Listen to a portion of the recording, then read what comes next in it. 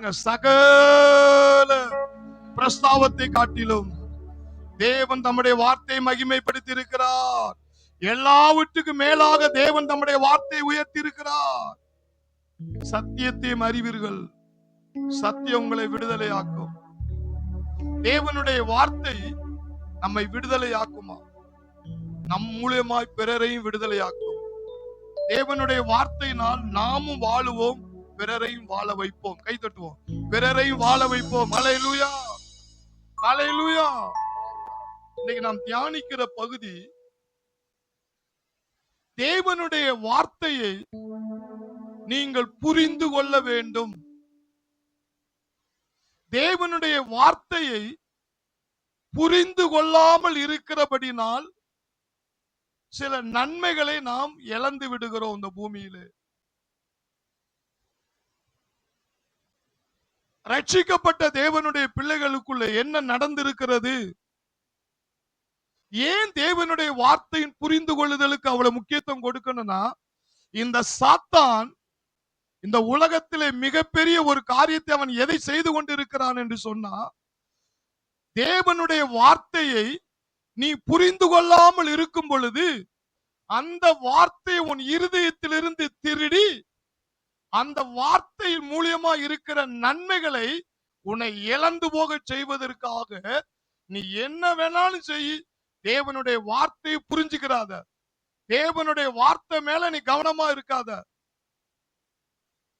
தேவனுடைய வார்த்தை நீ புரிஞ்சிடக்கூடாது. புரிஞ்சுக்கிட்ட இந்த பூமியில நீ ஆசீர்வாதத்தை நீ அணிவிச்சிருவன்னு சாத்தானுக்கு தெரியும். ஏன்னா சாத்தான் தந்திரக்காரன் என்று வேதம் சொல்லுகிறது. ஏதோ தோட்டத்தில் அவன் பண்ணின தந்திரத்தை தான் இன்றைக்கும் பண்ணி கொண்ட. புரிஞ்சுக்க கூடாது. அதனால செய்தி நேரத்தில் நம்முடைய கவனத்தை அங்க இங்கும் திருப்புவான். எடுத்து வாசியுங்கள், மத்தேயு எழுதின சுவிசேஷம், மத்தேயு எழுதின சுவிசேஷம் 13ஆம் அதிகாரம், மத்தேயு எழுதின சுவிசேஷம் 13ஆம் அதிகாரம் 19 எடுத்து வாசியுங்கள். ஒருவன் ராஜ்யத்தின் வசனத்தை கேட்டும், நல்லா கவனிங்க, இங்க பாருங்க, இயேசு சொல்ற காரியத்தை. ஒருவன் ராஜ்யத்தின் வசனத்தை கேட்டும் உணராதிருக்கும் போது, புரிஞ்சு கொள்ளாமல் உணராமல் இருக்கும் போது பொல்லாங்கன் வந்து, எதிரியாகிய பிசாசானவன் வந்து அவன் இருதயத்தில் விதைக்கப்பட்டதை பறித்துக் கொள்ளுகிறான். அவன் இருதயத்தில் விதைக்கப்பட்டதை பறித்துக் கொள்ளுகிறான். அவனே வழியருகே விதைக்கப்பட்டவன். அப்ப சாத்தானுடைய வேலை என்ன? நீ தேவனுடைய வார்த்தையை புரிந்து கொள்ளாமல் இருக்கிறதை அவன் கவனித்துக் கொண்டிருக்கிறான். நீ ஜெபிக்கலாயா, நீ ஜெபிக்கலாம், நீ ஊழியம் செய்யலாம்.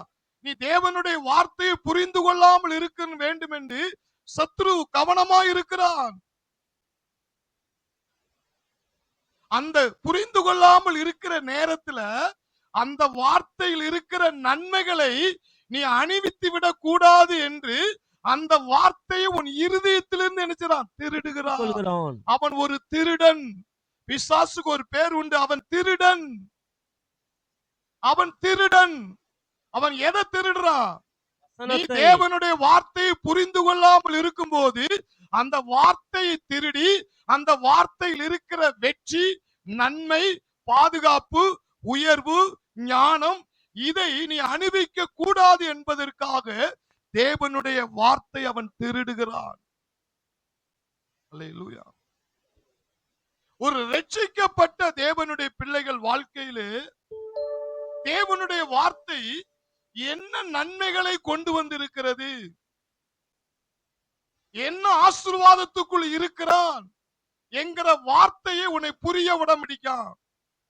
இரண்டாவது, அந்த வார்த்தை நீ புரிஞ்சுக்கிட்டேன்னா அந்த நன்மைகளை அணிவிச்சிருவ அப்படின்னா அந்த இருதயத்திலிருந்து அந்த வார்த்தை அவன் திருடுகிறான்.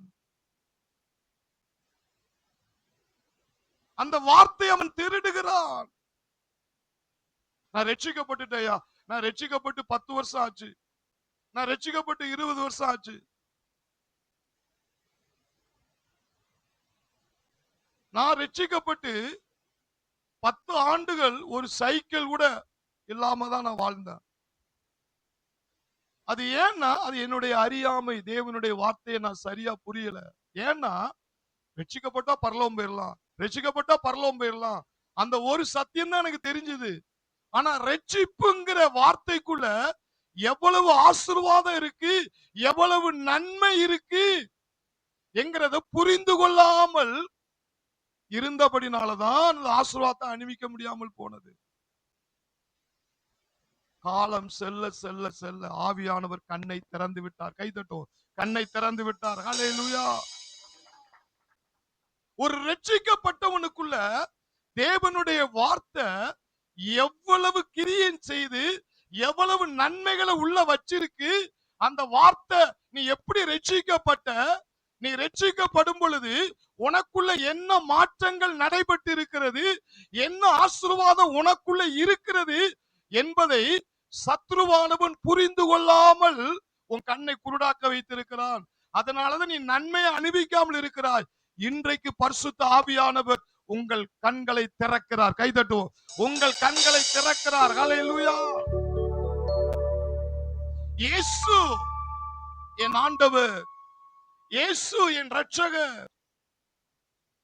இந்த வார்த்தை சொல்லும் போதுதான் நீங்க ரட்சிக்கப்படுறீங்க. ரட்சிக்கப்படும் பொழுது உங்கள் வாழ்க்கையில என்ன காரியங்கள் நடைபெறுகிறது, உங்களுக்குள்ள என்ன நன்மைகள் நடைபெறுகிறது என்பதை நீங்கள் அறிய வேண்டும். அல்லேலூயா. ரோமர் புஸ்தகம்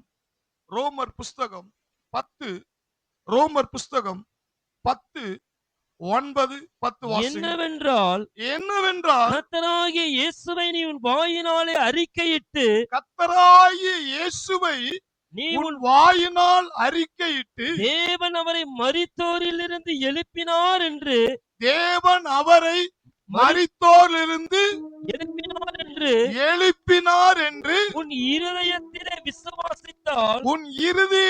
விசுவாசித்தால், ரட்சிக்கப்படுவாய். ஐயா, இயேசு என்னுடைய பாவத்துக்காக மரித்தார். இயேசு என்னுடைய பாவத்துக்காக, நோய்களுக்காக மரித்து உயிர்த்தெழுந்தார்.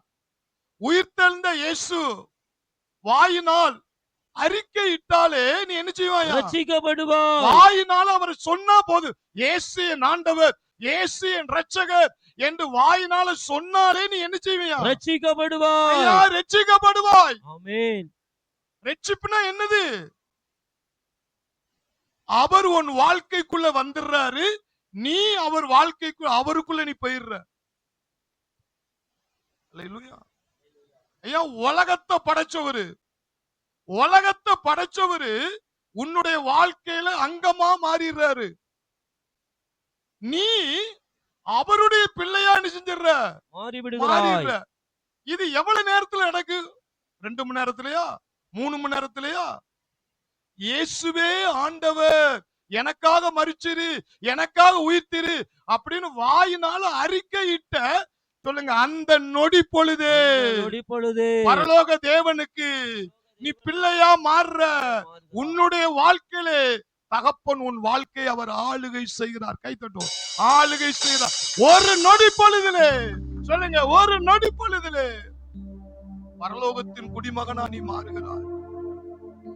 அதுவரை நீ எதுக்கு தகுதியா இருக்கிற? நரகத்துக்கு. நீ நரகத்துக்கு. நீ ரட்சிக்கப்படாம மரித்தேனா நேர பாதாளம் தான். நான் ஷிப்பிங் கம்பெனில வேலை பார்க்கும் போது பாக்குறவங்கள பூரா இதான் சொல்லுவேன், இன்னைக்கு செத்து போ. எனக்கு நிறைய வசனம் தெரியாதா? இன்னைக்கு செத்து போனா எங்க போவ? இயேசுவை ஏற்றுக்கொள்ளு, இயேசுவை ஏற்றுக்கொள்ளு. ஏன்னா அப்ப ஒரு புக்கு படிச்சுப்ப என்னன்னா, பூமிக்கு அடியில விஞ்ஞானிகள் எத்தனையோ 1000 கிலோமீட்டர் கீழே தோண்டி அந்த ஆய்வு பண்ணும் பொழுது மனிதனுடைய கூக்குரல் சத்தம் கேட்டுச்சான். நரகத்தை கண்டுபிடிச்சதாக அந்த புத்தகத்தை அதை வச்சே பயங்காட்டுவேன். நீ செத்து போனா நரகத்துக்கு போவ. இத ஒண்ணுதான் எனக்கு தெரியும். ரட்சிப்பு என்று சொன்னா நரகத்திலிருந்து தப்பிச்சு பரலோகத்துக்கு போறது, இது ஒண்ணுதான் எனக்கு தெரியும். அதை வச்சுதான் அங்க ஷிப்பிங் கம்பெனி ஹார்பர்ல வேட்டையாடுவோம். ஆனா கால போக்குல தான் தெரியுது, ரட்சிப்புங்கிற வார்த்தைக்கு அது மாத்திரம் இல்லையா, பரலோகத்துல இல்ல, பூமியில எவ்வளவு நன்மையை வச்சிருக்கிறார் தெரியுமா? நமக்கு கை தட்டுவோம். எவ்வளவு நன்மை, எவ்வளவு எவ்வளவு என் ஆண்டவர் ரொம்ப ரொம்ப நல்லவர். என்ன ஆசீர்வாதம்? உன்னுடைய வாழ்க்கையில அவரே உள்ள வந்துடுறாரு. உலகத்தை படைச்சவர் உள்ள. ஒரு முதலமைச்சர் உன் வீட்டுக்கு வரும்போது என்ன பரவசமாகறீங்க? ஐயா, முதலமைச்சர் தமிழ்நாட்டை ஆள்றவே வந்துட்டாரா? உலகத்தை ஆள்றவரு உனக்குள்ள டென்ட் போட்டாரு. அதான் ரட்சிப்பு. கை தட்டும். உனக்குள்ள உனக்குள்ள உனக்குள்ள. அப்ப ஏன் ஒருத்தருக்கு பரவசமா இல்ல? இப்ப ஒரு 1 கோடி ரூபாய் கொடுங்க, பரவசமாயிருவோம். ஆனா இப்போ உலகத்தை படைச்சவரே உள்ள வந்திருக்கிறாரு. அவனுக்கு ஏன் பரவசம் இல்லைன்னா, தேவனுடைய வார்த்தை அவன் புரிந்து கொள்ளல. வேதம் அதான் சொல்லுது. அவன் புரிந்து கொள்ளாமல் இருக்கையில் சாத்தான் வந்து அந்த வசனத்தில் இருக்கிற நன்மைகளை அவன் கண்டுபிடிச்சு அணிவிச்சிட கூடாதுங்கிறதுக்காக அந்த வார்த்தையை அலாக்கா புடுங்கிட்டான், திருடிட்டான். அதனாலதான் அவனுக்கு சந்தோஷம் இல்லை. அல்லேலூயா. இன்னைக்கு ஆண்டவர் சொல்றாரு, இந்த வார்த்தைக்குள் இருக்கிற நன்மைகளை, ரட்சிப்பின் வார்த்தைக்குள் இருக்கிற நன்மைகளை, அதே வசனத்துல 13 என்ன சொல்றாரு பாருங்க. ரோமர் 10:13. ஆதலால் கர்த்தருடைய நாமத்தை தொழுது கொள்ளுகிற எவனும், கர்த்தருடைய நாமத்தை விசுவாசிக்கிறவன், ஏற்றுக்கொள்கிறவன், தொழுது கொள்கிறவன் எவனோ ரட்சிக்கப்படுவான். எந்த ஜாதி உள்ளவனா இருந்தா எவனோ ரட்சிக்கப்படுவான். எவனோ, அந்த எவனோங்கிற பிராக்கெட்ல உங்க பேரை போட்டுருங்க. எவனோ, நான் அவரு கர்த்தருடைய நாமத்தை விசுவாசிக்கிறேன், ஐயா, இயேசு ஆண்டவர், இயேசு ரட்சகர் அப்படிங்கறத எவனோங்கிறதுல உங்க பேரை போட்டுட்டா அவன் என்ன செய்வானா? ரட்சிக்கப்படுவான். அதுக்கு அர்த்தம் என்னது? விடுவிக்கப்படுவான், சுகமாக்கப்படுவான், உயர்த்தப்படுவான், பாதுகாக்கப்படுவான், ஆசீர்வதிக்கப்படுவான். இயேசு வாழ்க்கைக்குள்ள வரும் பொழுது எல்லா ஆசீர்வாதத்தையும் உனக்குள்ள கொண்டு வந்துட்டார். அல்லேலூயா. அப்ப ஏன் எனக்கு அது கிடைக்கல? நீ புரிந்து கொள்ளல. நீ புரிந்து கொள்ளல. நீ புரிந்து கொள்ளல. அல்லேலூயா. எப்படி புரிந்து கொள்ளல? சபையில ஒரு அங்கத்தினரா வர்றதுக்காக, உன் பேரை எழுதிட்டுமா, இந்த சபையில ஒரு விசுவாசி. அப்படி அல்ல ஐயா. இயேசுவே உன் வாழ்க்கையில உள்ள அங்கத்தினரா வந்துட்டாரு. நீ அவருக்குள்ள போயிட்ட. அவர் உனக்குள்ள வந்துட்டாரு. டேவிட் பிரதர் அழகா அந்த பாட்டு பாடினாரு. அவர் கரத்தில் நான் இருப்பேன், என் கரத்தில் அவர் இருப்பார். அவர் கரத்தில் நான் இருப்பேன், என் கரத்தில் அவர் இருப்பார். எனது ஜீவன் கிறிஸ்துவுடனே தேவனுக்குள்ளே மறைந்தது. எனது ஜீவன் கிறிஸ்துவுடனே தேவனுக்குள்ளே மறைந்தது. அவர் கரத்தில் நான் இருப்பேன், என் கரத்தில் அவர் இருப்பார். அவர் கரத்தில் நான் இருப்பேன், என் கரத்தில் அவர் இருப்பார். அவருக்குள்ளே நான் இருப்பேன், எனக்குள்ளே அவர் இருப்பார். அவர் அருகே நான் இருப்பேன், என் அருகே அவர் இருப்பார். அவர் அருகே நான் இருப்பேன், என் அருகே அவர் இருப்பார். எனது ஜீவன் கிறிஸ்துவுடனே தேவனுக்குள்ளே மறைந்தது. அப்ப என்ன அர்த்தம்? ரட்சிக்கப்பட்டுட்டேன், ரட்சிக்கப்பட்டுட்டேன் சும்மா சொல்லி நான் சபைக்கு போறேன், நான் ஆவிக்குரிய சபைக்கு போறேன், நான் ரட்சிக்கப்பட்டுட்டேன். ரட்சிப்புனா என்ன? ஐயா, அவர் கையில நீ இருக்க, உன் கையில அவர் இருக்காரு. உன் பக்கத்துல அவர் இருக்காரு, அவர் பக்கத்துல நீ இருக்க. அவருக்குள்ள நீ இருக்க, உனக்குள்ள அவர் இருக்கிறார். ரெண்டு பேரையும் பிரிக்க முடியாதான். அப்ப அவர் உனக்குள்ள இருக்கும்போது அவருடைய ஆசீர்வாதம் எல்லாம் உனக்கு இருக்கா இல்லையா? அதை எதை செய்யல? அதை என்ன செய்யல? புரிந்து கொள்ள. அதான் மத்தேயு 13:19 அழகா சொல்லப்பட்டிருக்கு. இயேசு அந்த ஓமையை சொல்றாரு. ஒருவன் ராஜ்யத்தின் வசனத்தை கேட்டும் உணராதிருக்கும் அவன் அதை உணரல.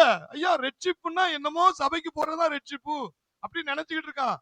ஐயா, உன்னுடைய வாழ்க்கைக்குள்ள அவர் இருக்கிறாரு, நீ அவருக்குள்ள இருக்கிற. உன் பக்கத்துல அவர் இருக்கிறாரு, அவர் பக்கத்துல நீ இருக்க. இது என்னைக்காவது புரிஞ்சு நீ சொல்லிருக்கியா? அல்லேலூயா. அத புரிஞ்சுக்கிட்ட சத்துருவன் காலுக்கு கீழே வந்துருவான். ரட்சிக்கப்பட்ட பிள்ளைகளுக்குள்ள என்ன நடைபெற்று இருக்கு? இயேசுவே ஆண்டவர், இயேசுவே ரட்சகர் வாயினால சொன்ன ஒரு நொடி பொழுதுல உனக்குள்ள இவ்வளவு மாற்றம் நடந்திருக்கான். அந்த மாற்றத்தினுடைய நன்மை என்னதுங்கிற ஒரு சில வசனங்களை பார்க்க போறோம். யோவான் எழுதின சுவிசேஷம், யோவான் எழுதின சுவிசேஷம் 10ஆம் அதிகாரம், யோவான் எழுதின சுவிசேஷம் 10ஆம் அதிகாரம் 28, 29. நான் நான் அவைகளுக்கு நித்திய ஜீவனை கொடுக்கிறேன். ஐயா, இயேசு ஆண்டவர், இயேசு இரட்சகர் என்று சொல்லி உனக்குள்ள வரும்போது என்ன நடைபெற்று இருக்குதுன்னா, நான் அவனுக்குள்ள என்னத்தை கொடுத்துட்டேன்? நித்திய ஜீவனை கொடுக்கிறேன். நித்திய ஜீவனை கொடுக்கிறேன். அவைகள் ஒரு காலம் கெட்டு போவது இல்லை. ஐயா, நீ கெட்டே போக மாட்டியா, நீ அழிஞ்சே போக மாட்டியா. ஏன்? ஒருவனும் அவைகளை என் கையிலிருந்து பறித்துக் கொள்வதும் இல்லை. ஏன் கெட்டு போக மாட்ட? ஏன் அழிஞ்சு போக மாட்ட? உனக்குள்ள அவர் என்ன செய்றாரு? நித்திய ஜீவனை இருக்கிறாரியா. நீ என்னைக்கு ரட்சிக்கப்பட்டாயோ, நீ கடலுக்குள்ள போனாலும் சரி, நீ கப்பல்ல போனாலும் சரி, நீ பிளைட்ல போனாலும் சரி, அவர் உனக்குள்ள இருக்கிற, நீ அவரை சுமந்துட்டு தான் போற. அவர் உன்னை சுமக்காரு, நீ அவருக்குள்ள போற. அவர் உனக்குள்ள இருக்கிறாரு. எங்க போனாலும், காற்று வந்தாலும், புயல் வந்தாலும், சுனாமி வந்தாலும் சரி, உனக்குள்ள அவர் இருக்கிறார். நீ கெட்டே போக மாட்ட. வசனம் அப்படிதான் இருக்கு. நான் அவைகளுக்கு நித்திய ஜீவனை கொடுக்கிறேன். அவைகள் ஒரு காலம் கெட்டு போவது இல்லை. ஒரு காலம்னு என்ன அர்த்தம்? இன்பமான காலமா இருந்தாலும், துன்பமான காலமா இருந்தாலும், அவர் நல்ல காலத்துல மட்டும் உன் கூட இருப்பாரு, ஆபத்தான காலத்துல விலகிடுவாரா? மனுஷன் விலகுவான், கர்த்தர் விலக மாட்டார். ஒரு காலம் நீ கெட்டு போவதில்லை. ஒருவனும் அவைகளை என் கையிலிருந்து பறித்துக் கொள்வதும் இல்லை. அடுத்து ஒரு பிளஸிங் என்ன சொல்ற? ரட்சிக்கப்பட்ட தேவ பிள்ளைகளுக்கு ஒரு ஆசீர்வாதம் என்ன தெரியுமா? நான் ஏன் ரட்சிக்கப்பட்டேன்? என்ன சபையில புடிச்சு போட்டாங்களே, அதனாலதானே சினிமாவுக்கு போக முடியல, அதனாலதானே தண்ணி அடிக்க முடியல, அதனாலதானே சீரட் அடிக்க முடியல. ஐயா, உன்னை எதுக்குள்ள வச்சிருக்கிறார் தெரியுமா? நீ கெட்டே போக கூடாதுன்னா உனக்குள்ள வந்திருக்கிறாரு. நீ அழிஞ்சே போக கூடாதுன்னா உனக்குள்ள வந்திருக்கிறாரு. அடுத்து சொல்றாரு, ஒருவனும் அவைகளை நான் கைக்குள்ள உன்னை பொத்தி வச்சிருக்கிறேன்டா. என் கையிலிருந்து எந்த சுனாமி உன்னை அழிக்க முடியாது. ஆமென். ஐயா, எந்த வியாதி, கேன்சர் உன்னை அழிக்க முடியாது. ஐயா, என் கைக்குள்ள உன்னை பொத்தி வச்சிருக்கிற. அதுதாங்க ரட்சிப்பு. கை தட்டுவோம். ரட்சிப்பு. அப்ப ஏன் சிலர் அதை அணிவிக்கல? புரிந்து கொள்ளல. சும்மா இயேசுவே ஆண்டவர், இயேசுவே ஆண்டவர் சொன்ன போதாது. அந்த வார்த்தையில என்ன பண்டமாற்றம் நடந்திருக்கு? அந்த வார்த்தை சொன்ன நிமிடமே உலகத்தை படைச்ச என் அப்பா என் வாழ்க்கைக்குள்ள வந்துட்டாரு. அங்க அப்பா என் வாழ்க்கைக்குள்ள வந்தனால அவர் அழகு கரத்துல என்ன பொத்தி வச்சிருக்கிறாரியா. ஒரு பிசாசு என்ன பறிக்க முடியாது சொல்லிட்டு சொல்றாரு. என் கையிலும் பறிக்க முடியாது. என்னிலும் பெரியவர் என் பிதா. அவைகளை எனக்கு தந்தையின் பிதா எல்லாரிலும் பெரியவர். அவர் கரத்தில் இருந்தும் பறித்துக் கொள்ள ஒருவனாலும் கூடாது. இதை விட ஒரு ரட்சிக்கப்பட்ட பிள்ளைக்கு என்னங்க வேணும்? கையை தட்டுவோம். ஹல்லேலூயா, ஹல்லேலூயா.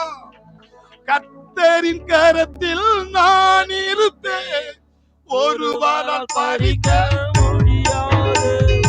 கர்த்தரின் கரத்தில் நான் இருப்பேன், ஒருவரால் பறிக்க முடியாது. கர்த்தரின் கரம் என்னை போஷிக்குமே, ஒரு நாளும் எனக்கு குறையில்லையே. கர்த்தரின் கரம் என்னை போஷிக்குமே, ஒரு நாளும் எனக்கு குறையில்லையே. காயப்பட்ட கரங்கள் நம்மை தாங்குவார், கலங்கிடாதே. காயப்பட்ட கரங்கள் நம்மை தாங்குவார், கலங்கிடாதே. நான் அவைகளுக்கு நித்திய ஜீவனை கொடுக்கிறேன், அவைகள் ஒரு காலம் கெட்டு போவதில்லை. அப்ப ஏன் கெட்டு போறான்? ஏன் கெட்டு போறான்னு புரியல. என்ன சபைக்கு வா, சபைக்கு வா, சபைக்கு வான்னு வந்தாங்க, இழுத்தாங்க. ஆராதனைக்கு வா, ஆராதனைக்கு வந்தாங்க. நான் வந்துட்டேன், உட்கார்ந்துட்டேன். 2 மணி நேரம் அவர் பிரசங்கிக்க வேண்டிய, அவர் கத்த வேண்டிய வேலை அவருடைய வேலை, நான் கேட்க வேண்டிய வேலை என் வேலை. காணிக்க போட்டேன், போய்கிட்டே இருக்கேன். இது ரட்சிப்பு இல்லைங்க. வசனத்தை புரிந்து கொள். ரட்சிப்பு என்பது என் வாழ்க்கையில இயேசு உள்ளே வந்து விட்டார். உலகத்தை படைத்தவர் என் வாழ்க்கைக்குள்ள வந்து விட்டார். நான் அவருக்குள்ள போயிட்டேன், இயேசுக்குள்ள. 2 பேரையும் பிரிக்க முடியாது. நான் போற இடத்துல எல்லாம் இயேசு வாராரு, நான் இருக்கிற இடத்துல எல்லாம் இயேசு வாராரு. ஐயா, நான் பிளைட்ல போனாலும் இயேசு வராரு, கப்பல்ல போனாலும் இயேசு வராரு, படகுல போனாலும் இயேசு வராரு. ரட்சிக்கப்பட்டவனுக்கு இதாங்க பெரிய கிஃப்ட். அவன் கெட்டே போக மாட்டானா, அவனை அழிக்கவே முடியாதா. ஏன்னா இயேசு சொல்றாரு, என் கைக்குள்ள வச்சு பொத்தி வச்சிருக்கேன் ஐயா.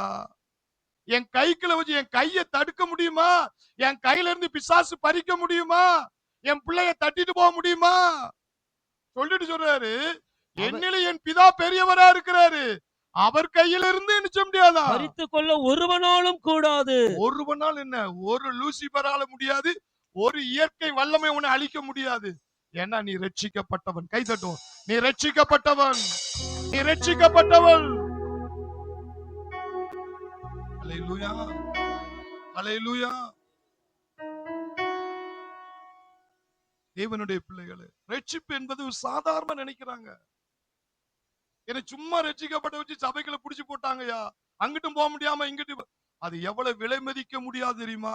இயேசு ஆண்டவர் என்று வாயினால் சொன்ன நிமிடமே அவர் நாமத்தை தொழுது கொள்கிற எவனோ ரட்சிக்கப்படுவான். எவனோ அந்த இடத்துல உன் பேரை போட்டு நான் தான் அவர் நாமத்தை சொன்ன வாயால அவர் எனக்குள்ள வந்துட்டாரு, நான் அவருக்குள்ள போயிட்டேன், அவர் கைக்குள்ள போயிட்டேன், அவர் என் கைக்குள்ள இருக்க, நான் அவர் கைக்குள்ள இருக்கிறேன், ரெண்டு பேரும் சேர்ந்தே செயல்படுறோம்.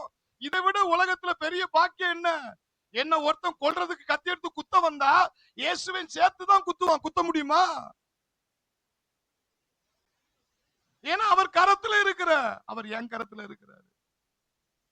நித்திய ஜீவனை கொடுத்திருக்கிறாராம். உனக்கு தொடக்கி விட்டவர் பரலோகம் போய் சேரும் வர அவர் தான் கேரண்டி கார்டு. கை தட்டும். ஃபுல் கேரண்டி கார்டு அவர் தான். உனக்கு யாரும் கேரண்டி கொடுக்க முடியாது. உனக்குள்ள ஒருத்தர் வாழ்றாரு, அவர் தான் உனக்கு கேரண்டி. கை தட்டும். ஹalleluya, ஹalleluya. எவ்வளவு பெரிய பாக்கியம் தெரியுமா? அவட்ட அவர் கையில ரிங் போட்டிருக்காரு, 3 பவுனுக்கா 4 பவுனுக்கா போட்டிருக்காரு. செயின் ஒரு 7 பவுன் 8 பவுனுக்கா போட்டிருக்காரு. விரலெல்லாம் மோதிரம் தான். சேர்ல உட்கார்ந்து இருக்கிறாரு, பேசவே முடியல.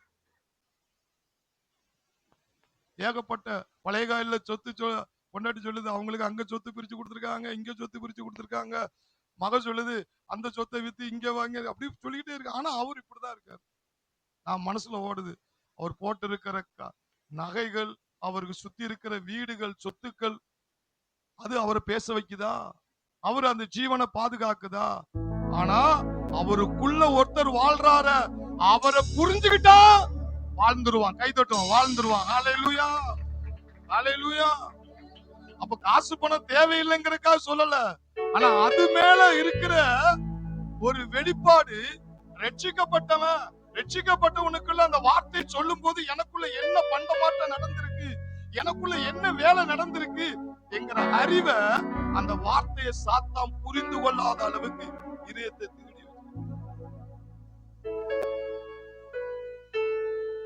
அவட சொன்ன. இப்பவும் ஒண்ணு கெட்டு போகல. ரட்சிப்புங்கிறது அவர் வந்தாரு, நீ தப்பு பண்ணும்போது வெளியே போயிட்டாரு, கிடையவே கிடையாது. இப்பவும் நீங்க மனம் மாறினால் அவர் உங்களை காப்பாற்றுவார். பவுல் சொல்றாரு பாருங்க, 2 தீமோத்தின் புஸ்தகம் 1:12 எடுத்து வாசித்து பாருங்க. அது நிமித்தம் நான் இந்த பாடுகளையும் அனுபவிக்கிறேன், நான் இந்த பாடுகளை அனுபவிக்கிறேன், ஆயினும் நான் வெட்கப்படுகிறது இல்லை. நான் வெட்கப்படுகிறது இல்லை.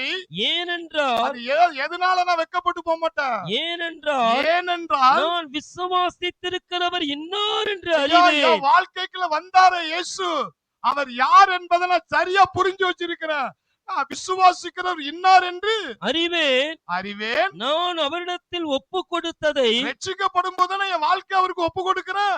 இயேசு ஆண்டவர் என்று சொன்னா என் வாழ்க்கையில வாங்க, என்ன உங்களுக்கு கொடுக்கிறேன்னு ஒப்பு கொடுத்துட்டேன். ஒப்பு கொடுத்ததை அவர் அந்நாள் வரைக்கும் காத்துக்கொள்ள வல்லவராய் இருக்கிறார் என்று. ரட்சிப்பு என்பது வந்துட்டு போறது கிடையாது. என்னைக்கு உனக்குள்ள வந்தாரோ கடைசி வர உன்னை பரலோகம் போய் சேர்க்கும் வர அவர் காக்க வல்லவர், வல்லவர், வல்லவர், வல்லவர், வல்லவர். அப்படி நீ சின்ன சின்ன தப்பு பண்ணும் போதெல்லாம் உன்னை விலகி போயிருந்தாருன்னா, நான் கேரண்டி சொல்லு, இந்த சேர்ல ஒரு ஆள் கூட அதுல உட்கார முடியாது. ஒரு ஆள் கூட உட்கார முடியாது. ஏன் தெரியுமா? அவர் உனக்குள்ள வந்துட்டு நீ 1 மாசம் கழிச்சு நீ என்ன டைவ் அடிப்ப, நீ 6 மாசம் கழிச்சு என்ன டைவ் அடிப்பெல்லாம் எனக்கு தெரியும். அதெல்லாம் எனக்கு தெரிஞ்சுதான் நான் உள்ள வந்திருக்கிறேன். உன்னை மாத்துவேனே தவிர உன்னை விட்டு வெளியே போக மாட்டான்பா. அதுதான்ப்பா ரட்சிப்பு. கை தட்டும். அதுதான் ரட்சிப்பு. அல்லேலூயா.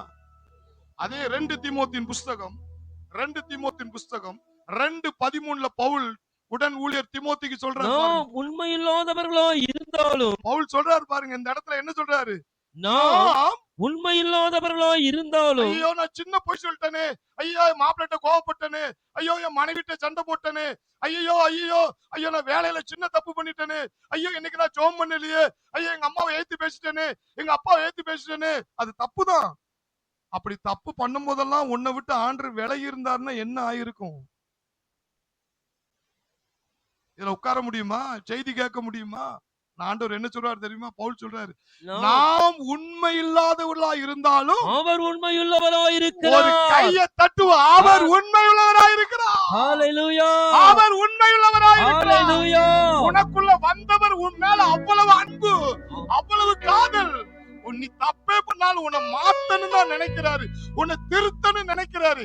ஏன்னா நீ என் பிள்ளை. கை தட்டுவோம். நீ என் பிள்ளை, நீ என் பிள்ளை. அதுதாங்க ரட்சிப்பு. கை தட்டுவோம். இயேசுவே ஆண்டவர், மரணத்திலிருந்து உயிர் தெழுந்தார், கால்கள் யாவும் முடங்கும், நாவு யாவும் போற்றிடும் அந்த இயேசுவே ஆண்டவர். இயேசுவே ஆண்டவர். நான் உண்மை இல்லாமல் இருக்கும் போது என் மேல் உண்மையாய் இருந்தவரே இயேசுவே ஆண்டவர். உண்மையின் தேவனே இயேசுவே ஆண்டவர். எவ்வளவு வல்லமையான வார்த்தை தெரியுமா? நாம் உண்மை இல்லாதவர்களா இருந்தாலும் அவர் உண்மையுள்ளவராய் இருக்கிறார். உனக்குள்ள வந்தாரு. அவர் உண்மை உள்ளவர். எதுக்கு வந்தாரு? நீ இந்த பூமியில நன்மைகளே அனுபவிக்கணும், ஃபைனலா நீ என்னட்ட வந்து சேரணும். அது வர நான் அந்த காரியத்துல நீ உண்மையா இருக்கியா இல்லையா, நான் உன் மேல உண்மையா இருக்கேன். ஐயா இது போதாதா உன் வாழ்க்கைக்கு ஒரு கேரண்டி கார்டு? கை தட்டும். கர்த்தரே உனக்கு உண்மையா இருக்கிறாரியா. அல்லேலூயா, அல்லேலூயா. அடுத்து ரட்சிப்பு. ரட்சிக்கப்பட்ட உலகத்தான் எவ்வளவு பெரிய கோடீஸ்வரனா இருக்கட்டுமே, எவ்வளவு பெரிய கோடீஸ்வரனா, டாடா பில்லாவா இருக்கட்டும், பெரிய ஆளா இருக்கட்டுமே, அவங்களுக்கு உங்களுக்குள்ள வித்தியாசத்தை நீங்க கண்டுபிடிக்கணும். நான் ரட்சிக்கப்பட்டேன், அங்க பாருங்க அவன் எப்படி கார்ல போறான், பிளைட்ல போறான், அப்படி இருக்கான் இப்படி இருக்கான். நான் ரட்சிக்கப்பட்டு பாருங்க பரதேசியா இருக்கேன். அது உங்க அறியாம இன்னொன்னு வந்து ஒரு மேன்மை என்ன தெரியுமா இருக்கு? அவனுக்கு ஒரு பிரச்சனை வந்துட்டுனா ஆடிடுவான். அவனுக்கு ஒரு பிரச்சனை வந்துட்டுனா ஆடிடுவான். ரட்சிக்கப்பட்ட பிள்ளைகள் இயேசுவே ஆண்டவர், இயேசுவே ரட்சகர் என்று சொல்ற ஒரு நொடி பொழுதுல உனக்குள்ள அந்த வார்த்தை என்னென்ன மாற்றத்தை எல்லாம் கொண்டு வருது தெரியுமா? அடுத்தது பரலோகத்தின் நித்தியமான தேவனோடு ஒரு கண்ணை மூடி முழிக்கிறதுக்குள்ள அவர்கிட்ட தொடர்பு கொள்ள முடியும். ஏசப்பா எனக்கு ஒரு பிரச்சனை, ஏசப்பா என்ன காப்பாத்துங்க, ஏசப்பா அப்படின்னு ஒரு ஃபேக்ஸ் கண்ணை மூடி அடிக்கிறதுக்குள்ள நித்தியத்துல தேவனோடு ஒரு ஃபேக்ஸ் அடிக்க முடியும். அதுல உள்ள இருக்கிற தேவனுக்கு ஃபேக்ஸ் அடிக்க முடியும். அவன் கோடிக்கெல்லாம் கோடியா இருக்கும். ரட்சிக்கப்பட்டவனுக்கு படாதவனுக்குள்ள வித்தியாசம் என்ன தெரியுமா? அவனுக்கு தேவனோடு கூட, உலகத்தை படைச்சவனோடு கூட ஒரு உறவு இருக்கு. அவர் சொல்றார், ஏன்பா அந்த பிரச்சனைக்கு பயப்படுற? இந்த பிரச்சனை புஷ்வான மாதிரி போயிரும், பயப்படாத, ஒண்ணுமே நடக்காது, எதை குறித்து கவலைப்படாத, உடனே தேடி ஸ்டடி ஆயிருவான். ஆனா அவன் கோடி கோடியா வச்சிருப்பான், அவன் செத்து செத்து குலைப்பான். என்ன ஆக போதோ, உயிர் போயிருமோ, ஐயோ ஐசிக்குள்ளே போயிருமோ, அப்படி போயிருமோ, இப்படி போயிருமோ. அதான் அவனுக்கு இவனுக்குள்ள வித்தியாசம். நித்தியத்தின் தேவனை இப்போ இப்போ உனக்கு ஒரு மனு கொடுக்கணையா, இந்த வினாடியில நீ மனு கொடுக்கணும். ஒரு எம்பிட்ட போய் ஒரு 5 நிமிஷத்துல நீ மனு கொடுக்க, அல்லது முதலமைச்சர்கிட்ட 5 நிமிஷத்துல நீ மனு கொடுக்க முடியுமா? கொடுத்துருங்க பாப்போம். 2 நிமிஷத்துல இப்ப உட்கார்ந்த இடத்துல மனு கொடுத்துருங்க பாப்போம். ஆனா இப்போ ரட்சிக்கப்பட்ட தேவன் உலகத்தை படைச்சவர்கிட்ட கண்ணை மூடி முழிக்கிறதுக்குள்ள மனு கொடுத்துடலாம். இப்பவே கொடுத்துடலாம். ஏகோவா ஈரே பாத்துக்கிறீங்க, முடிஞ்சது. இது யாருக்கு சொந்தம்? கையை தட்டுவோம். ஹல்லேலூயா, ஹல்லேலூயா, ஹல்லேலூயா. இதுதாங்க நமக்கு சந்தோஷம். பேதுரு நடுக்கடல்ல கடக்கான், பயந்து கடக்கான். ஒரு ஆவி வர்ற மாதிரி பார்த்து பயப்படுறான். நடுக்கடல்ல யாரு போவா? யாருமே அவனை காப்பாற்ற முடியும்? அவன் தேவனுடைய பிள்ளையா இருந்தனால இயேசு நடுக்கடல்ல நடு சாமத்துல அப்படி தண்ணி மேல நடந்து வர்றார். ஏய், நான் தான், பயப்படாத, உனக்கு ஒண்ணுன்னா நான் இருக்கேன், நீ ஏன் புள்ள. நீ எந்த நடுக்கடல்ல, எந்த நடு நாட்டுல, எந்த நடு காட்டுக்குள்ள நீ எங்க இருக்கியோ இல்லையோ, நீ ஏன் புள்ள. நீ யாரு? ஏன் புள்ள. உனக்கு கண்ணுல தூசினாலும் நான் தான் அந்த ராத்திரியில வர முடியும். அந்த இருட்டுக்குள்ள நான் தான் வர முடியும். இது யாருக்கு ஆண்டவர் கொடுத்திருக்கிற ஆசீர்வாதம் தெரியுமா? இயேசு ஆண்டவர் என்று வாயினால் சொன்ன நிமிடமே இந்த அற்புதம் உனக்குள்ள நடந்திருக்கு. கைதட்டும். நடந்திருக்கு. ஹல்லேலூயா, ஹல்லேலூயா. ஆண்டவர்ட்ட தொடர்பு கொள்ள முடியுங்க. உலகத்தை படைச்சவரோடு. அதுதான் பேதுரு சொல்றாரு. எடுத்து வாசிங்க. 1 பேதுரு 1:8. 1 பேதுரு 1:8. நீங்கள் காணாமல் இருந்தும் உங்களுக்குள்ள இருக்கிறவரை நீங்க கண்ணால பார்க்கல. ஆனா பேதுரு சொல்றாரு, அவரை நீங்கள் காணாமல் இருந்தும் அவரிடத்தில் அன்பு கூறுகிறீர்கள். இயேசு எனக்குள்ள ஆண்டவரா இருக்கிறாரு, அப்பாவா இருக்கிறாரு, எனக்கு எல்லாமா இருக்கிறாரு. அன்பு கூறுகிறீர்கள். இயேசப்பா, நீங்க தான், உங்களை நம்பிதான் போறேன், நீங்க தான் என்ன காப்பாத்தணும், நீங்க தான் என்ன போஷிக்கணும், உங்களை நம்பிதான் தொழிலுக்கு போறேன் அப்படின்னு அன்பு கூறுறீங்கல்ல. நீங்கள் அவரை காணாமல் இருந்தும் அன்பு கூறுகிறபடினால் இப்பொழுது அவரை தரிசியாமல் இருந்தும் இப்ப உங்க கண்ணுக்கு அவர் தெரியல, தரிசியாமல் இருந்தும் அவரிடத்தில் விசுவாசம் வைத்து, ஆண்டவர் தான் உண்மையிலே எனக்குள்ள வாழ்றாரு, விசுவாசம் வைத்து சொல்லி முடியாததும் அந்த அப்பாவை தொடர்பு கொள்ற அந்த சந்தோஷம் இருக்கு, சொல்லி முடியாததும் மகிமையால் நிறைந்ததுமாயிருக்கிற சந்தோஷத்தினால் சந்தோஷமானவர்களாய் களி கூர்ந்து. அந்த சந்தோஷம் எப்படி வந்துச்சு? இந்த உலகத்துல நமக்கு இதுல உட்கார்ந்துருக்க எல்லாருக்குமே பாடுகள் இருக்கு, எல்லாருக்குமே பிரச்சனை இருக்கு. ஆனாலும் ஏன் கம்பீரமா வாழ்றீங்க? என்னதான் வரட்டுமே, எங்க அப்பா கைவிட்டுருவாரா? எங்க அப்பா கைவிட்டுறாரு, பெத்தப்பா கைவிடலாம், என்னை படைச்ச அப்பா கைவிட மாட்டாரு. ஏன்னா அவர் எனக்குள்ள வாழ்றாரு. அதுதாங்க ரட்சிப்பு. கைதட்டும். அதுதான் ரட்சிப்பு. அந்த சொல்லி முடியாத சந்தோஷம், அந்த சொல்லி முடியாத சந்தோஷம். நிறைய பேர் சொல்றாங்க, ஆவிக்குரிய பிள்ளைகளை அற்பமா நினைக்கிறாங்க. என்னப்பா சபைக்கு போய் என்னத்தையா கண்ட, என்னத்தையா இது பண்ண? ஏன்னா அவங்க புரிஞ்சு கொள்ளல. ரட்சிப்புங்கிறது என்ன புரிஞ்சு கொள்ளல. சபையில புடிச்சு உள்ள போட்டாங்கயா. நீ அப்படி இருக்கறனாலதான் உன் கஷ்டம் போகல, உன் கடன் போகல, உனக்கு அவமானம் போகல, நிந்த போகல. ஐயா, நீ ரட்சிக்கப்பட்டதுனால என்னென்னலாம் உனக்குள்ள நடந்திருக்குங்கிறத அந்த வார்த்தையை புரிந்து கொள்ளாதபடி சாத்தான் அந்த வார்த்தையை உன் இருதயத்துல இருந்து திருடிட்டான். அதனாலதான் நீ தலையை தொங்க போட்டுட்டு இந்த பூமியில வாழ்ற. நீ அப்படி வாழ்றவன்ல, தலை நிமிந்து வாழணும். கைதட்டு. தலை நிமிந்து வாழு. எனக்குள்ள அப்பா வாழ்றாரியா. இப்ப ஒரு பிரச்சனைன்னா அப்பாவுக்கு பேக்ஸ் அடிச்சிருவேன். இந்த ராத்திரி 12 மணிக்கு எனக்கு போராட்டம் இருந்தாலும் 12 ஒரு நிமிடம் வர்றதுக்கு என் அப்பா பக்கத்துல வந்துருவாரு, எனக்குள்ள இருந்து பேசுவாரியா. அல்லேலூயா. அவரை தொடர்பு கொள்ள முடியும். என் வாழ்க்கைக்கு அவர் கேரண்டி கார்டா இருக்கிறாரியா. நான் அவர்கிட்ட ஒப்பு கொடுத்துட்டேன். நான் விசுவாசிக்கு இன்னார் என்று அறிந்திருக்கிறேன். அவர் அந்நாள் வரை காத்துக்கொள்ள வல்லவராயிருக்கிறார். என்கிட்ட ஒரு சின்ன ஒரு குறை இருந்தாலும் என் சீட்டை கிழிக்க மாட்டாரியா.